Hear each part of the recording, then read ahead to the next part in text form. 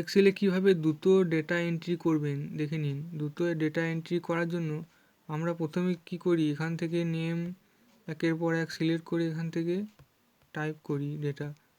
তা সেগুলিকে কীভাবে তাড়াতাড়ি টাইপ করবেন, তাড়াতাড়ি টাইপ করার জন্য প্রথমে আমাদের একটি ফর্ম নিয়ে নিতে হবে, ফর্ম থেকে টাইপ করতে হবে।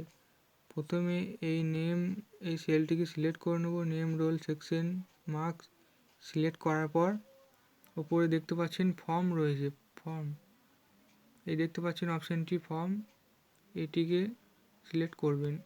ফর্মটি সিলেক্ট করার পর এখান থেকে দেখতেই পাচ্ছেন চলে এসছে, ওকে করে দেবেন। এরপর দেখতেই পাচ্ছেন ফর্ম চলে এসছে একটি, নেম রোল সেকশন মার্কস এখান থেকে টাইপ করে দেখতেই পাবেন।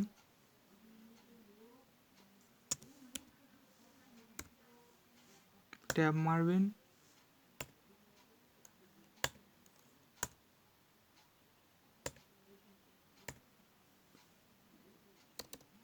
দেখতে পাচ্ছেন এইভাবে টাইপ করার পর শেষে এন্টার প্রেস করে দেবেন এবং দেখতেই পাচ্ছেন এখানে চলে এসেছে ফর্মে।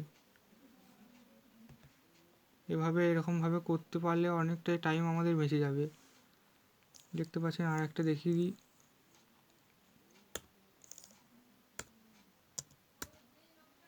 ট্যাব মারবেন,